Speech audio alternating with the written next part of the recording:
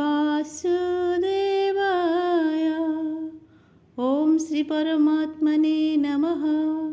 अथ तृतीयोऽध्यायः कर्मयोग। अर्जुन उवाच जायसि चेत् कर्मणस्ते मता बुद्धिर्जनार्दन तत्किं कर्मणि घोरे मां नियोजयसि केशव। व्यामिश्रेणेव वाक्येन बुद्धिं मोहयसि मे तदेकं वद निश्चित्य येन श्रेयोऽहमाप्नुयात्। श्रीभगवानुवाच लोकेऽस्मिन् द्विविधा निष्ठा पुरा प्रोक्ता मया नघ। ज्ञानयोगेन साङ्ख्यानं कर्मयोगेन योगिनं न कर्मणामनारम्भः नैष्कर्म्यं पुरुषोऽश्नुते न च सन्न्यासनादेव सिद्धिं सामधिगच्छति। न हि कश्चित् क्षणमपि जातु तिष्ठत्य कर्मकृत् कार्यते ह्यवशः कर्म सर्वप्रकृतिजैर्गुणैः।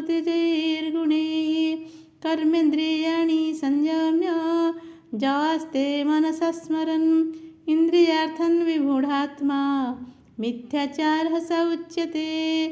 यस्तेन्द्रियाणि मनसा नियम्यारभते अर्जुन कर्मेन्द्रियैः कर्मयोगमसक्तः स विशिष्यते। नियतं कुरु कर्म तं कर्म ज्यायो ह्यकर्मणः शरीरं पीचते न प्रसिद्धेद कर्मणः।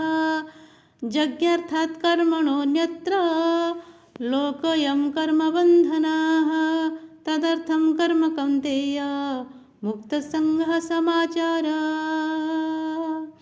सः यज्ञः प्रजा सृष्ट्वा पूर्ववाच प्रजापतिः अन्येन प्रसविष्यध्वा मेषावस्तु इष्टकामधु देवान् भावयतानेन ते देवा भावयन्तु वः परस्परं भावयन्तः श्रेयःपरमवाप्स्यथ।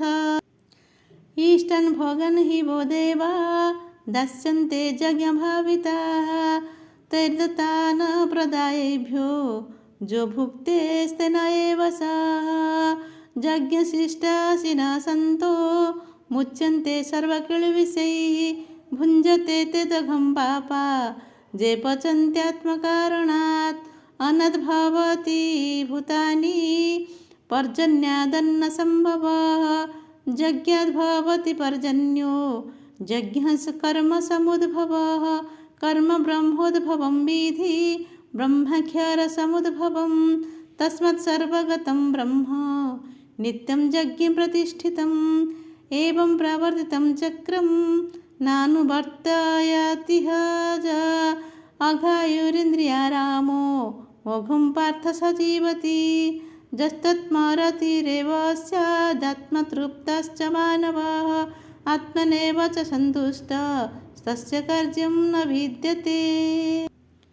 नैव तस्य कृतेनार्थो न कृते नेह कश्चन न चस्य सर्वभूतेषु कश्चिदर्थव्यपाश्रयः। तस्मादसक्तः सततं कार्यं कर्म समाचर असक्तो ह्यचरन् कर्म परमाप्नोति पुरुषः। कर्मणेव हि संसिद्धिः मास्थिता जनकादयः लोकसङ्ग्रहमेवापि सम्पश्यन् कर्तुमर्हसि। यज्जदाचरति श्रेष्ठः तत्तदेवेतरो जनाः स यत् प्रमाणं कुरुते लोकस्तदनुवर्तते। न मे पार्थास्ति कर्तव्यं त्रिषु लोकेषु किञ्चन नानवाप्तमवाप्तव्यं वर्त एव च कर्मणि। यदि ह्यः न वर्तेयं जातु कर्मण्यतन्द्रितः ममवत्पानुवर्तन्ते मनुष्या पार्थ सर्वशः। हुस्यदेहुरिमे लोका न कुर्यं कर्म चेदहं शङ्करस्य च कर्ता स्यामुपहन्यामिमः प्रजाः।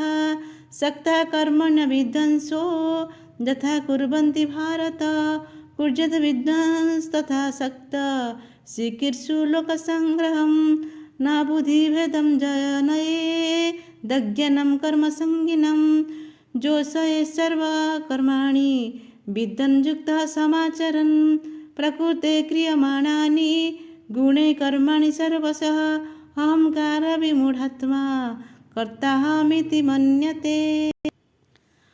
तत्त्ववितु महाबाहो गुणकर्मविभागयोः गुणगुणेषु वर्तन्त इति मत्वा न सज्जते प्रकृतेर्गुणसम्मूढा सज्जन्ते गुणकर्मसु तान् कृष्णविदो मन्दन् कृष्णविन्न विचालयेत् मयि सर्वाणि कर्माणि सन्न्यस्याध्यात्मचेतसा निराशी निर्ममो भूत्वा युद्धस्व विगतचराः जे मे मतमिदं नित्यमनुतिष्ठन्ति मानवाः श्रद्धावन्तो न सूयन्तो मुच्यन्ते तेऽपि कर्मभिः जेत्यतादभ्यसूयन्तो नानुतिष्ठन्ति मे मतं सर्वज्ञानविमूढांस्तन् विद्धि नष्टनचेतसाः सदृशं चेष्टते स्वस्वः प्रकृते ज्ञानवानपि प्रकृतिं जन्ति भूतानि निग्रहं किं करिष्यति इन्द्रियास्येन्द्रियास्यर्थे रागद्वेषौ विवस्थितौ तर्नावसमागच्छेत् तौ हस्य परिपन्थिनौ श्रेयन् स्वधर्मविगुण परधर्मात् स्वनुष्ठितात् स्वधर्मे निधनं श्रेयः परधर्मो भयावहः। अर्जुन उवाच अथ केन प्रयुक्तोऽयं पापं चरति पुरुषः अनिच्छन्नपि वार्ष्णेय बलादिव नियोजितः।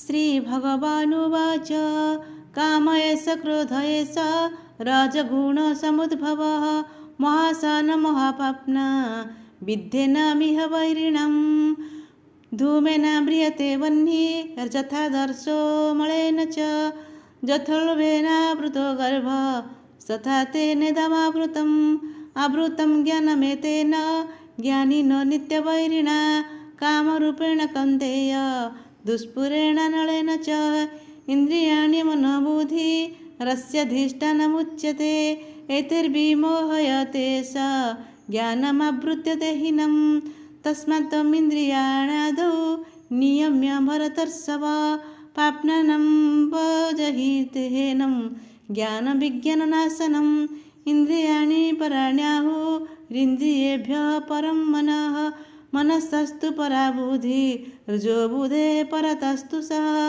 एवं बुधे परं बुद्ध्वा संस्तभ्यात्मानमात्मना जहि शत्रुं महाबाहो कामरूपं दुरासदम्। ॐ तत्सदिति श्रीमद्भगवद्गीता उपनिषत्सु ब्रह्मविद्यायां योगशास्त्रे श्रीकृष्णार्जुनसंवादे कर्मयोग नाम तृतीयोऽध्यायः। हरि ओं तत्सत्।